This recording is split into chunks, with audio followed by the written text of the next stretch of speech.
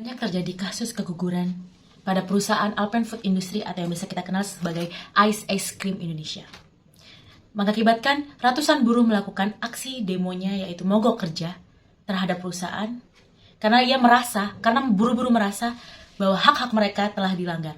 Salah satunya adalah di mana perempuan hamil dilakukan atau dibekerjakan untuk shift malam. Buruh hamil keguguran di PT Alpen Food Industry.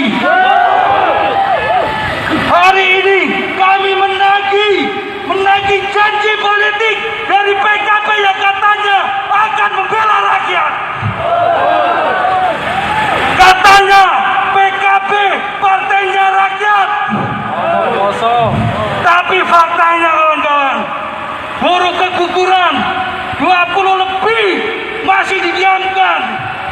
Mengutip berita dari Kompas.com, perusahaan ICE ini melakukan diskriminasi dalam bentuk seksisme terhadap karyawannya terutama bergender wanita yaitu wanita hamil. Di mana kasus ini terjadi adanya 14 ibu hamil karyawan ICE yang keguguran akibat kondisi kerja yang dilakukan oleh perusahaan tersebut.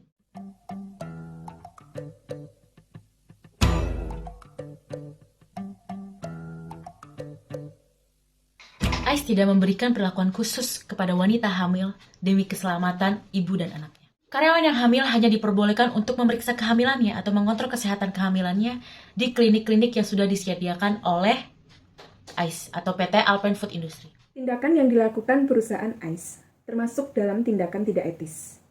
Hal ini karena perusahaan ICE tidak memberikan kebebasan atau izin bagi para karyawannya untuk melakukan medical check-up di rumah sakit di luar klinik milik ICE dan rumah sakit yang bekerja sama dengan perusahaan ICE. Kalau begitu, apa yang sebaiknya dilakukan perusahaan ICE supaya para karyawan yang hamil dapat memperoleh haknya?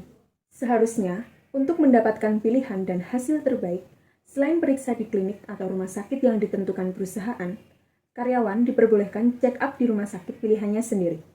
Dengan demikian, perusahaan dapat memutuskan karyawan hamil tersebut sehat atau tidak dan harus bekerja shift malam atau tidak, agar tidak membahayakan kesehatan janin karyawannya. Tindakan itu termasuk dalam diskriminasi perusahaan ICE terhadap karyawannya, yang sesuai dengan pasal 52 Undang-Undang Nomor 29 Tahun 2004 yang berbunyi, pertama, mendapatkan penjelasan secara lengkap tentang tindakan medis sebagaimana dimaksud dalam pasal 45 ayat 3. Yang kedua, meminta pendapat dokter atau dokter lain. Yang ketiga, mendapatkan pelayanan sesuai dengan kebutuhan medis.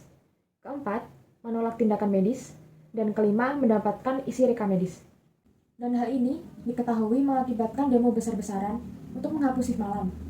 Ratusan karyawan melakukan aksi mogok bekerja, serta sempat memunculkan boikot produk dari perusahaan tersebut untuk memperoleh tindakan yang dilakukan perusahaan terhadap karyawan ibu hamil.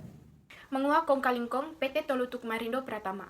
Dilansir dari artikel Kompasiana.com, PT Tolutuk Marindo Pratama atau PT TMP merupakan perusahaan pengolahan ikan beku yang berlokasi di Desa Inobonto 2, Kecamatan Bolaang, melakukan pelanggaran terhadap Undang-Undang Ketenagakerjaan.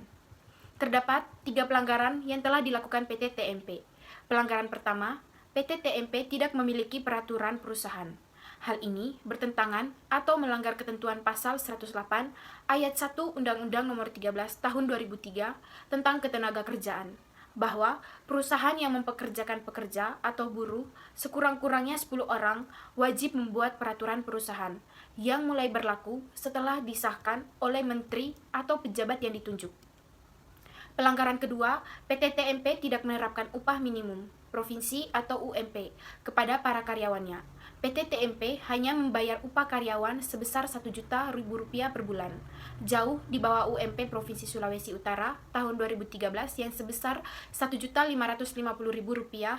Padahal, dalam pasal 90 ayat 1 Undang-Undang Tenaga Kerja mengamanatkan bahwa pengusaha dilarang membayar upah lebih rendah dari upah minimum. Pelanggaran yang ketiga, PT TMP juga tidak mengikutsertakan karyawannya dalam jam sostek atau jaminan sosial tenaga kerja. Hal ini melanggar ketentuan pasal 3 ayat 2 Undang-Undang Nomor 3 Tahun 1992 tentang jam sostek yang menyebutkan bahwa setiap tenaga kerja berhak atas jaminan sosial tenaga kerja. Terungkap juga bahwa PT TMP tidak membuat perjanjian kerjasama atau PKB, dan tidak mengikut sertakan karyawannya dalam program Jamsostek, Jaminan Sosial Tenaga Kerja. Dan ada upaya dari karyawan PT TMP untuk menutupi pelanggaran yang dilakukan oleh perusahaan. Dari kasus ini, analisis yang bisa didapatkan adalah dari 3 pelanggaran yang dilakukan PT TMP, pelanggaran pertama yang dilakukan PT TMP, tindakan tersebut tidak etis karena mempekerjakan karyawan tanpa adanya peraturan perusahaan. Dengan begitu, perusahaan menjadi seenaknya sendiri terhadap karyawan tanpa ada aturan yang mengatur di dalam perusahaan. Dalam hal ini, karyawan yang harus menjadi korban dari tindakan PT TMP yang tidak memiliki peraturan perusahaan. Pada pelanggaran kedua, terkait PT TMP tidak menerapkan upah minimum provinsi atau UMP kepada karyawannya, ini berarti PT TMP tidak memenuhi kewajiban perusahaan terhadap karyawannya dalam kewajiban memberi gaji yang adil. Lalu, pada pelanggaran ketiga, terkait PT TMP tidak mengikut sertakan karyawannya dalam program Jamsostek atau Jaminan Sosial Tenaga Kerja, ini berarti PT TMP tidak memenuhi kewajiban perusahaan terhadap karyawan dalam hal menjamin kesehatan dan keselamatan kerja karyawan. Tapi di satu sisi, para karyawan PT TMP juga berupaya menutupi pelanggaran yang dilakukan perusahaan. Dalam hal ini, karyawan PT TMP berusaha memenuhi kewajibannya pada perusahaan, yaitu kewajiban loyalitas di mana karyawan harus mendukung tujuan-tujuan perusahaan karena sebagai karyawan harus melibatkan diri untuk turut merealisasikan tujuan-tujuan perusahaan.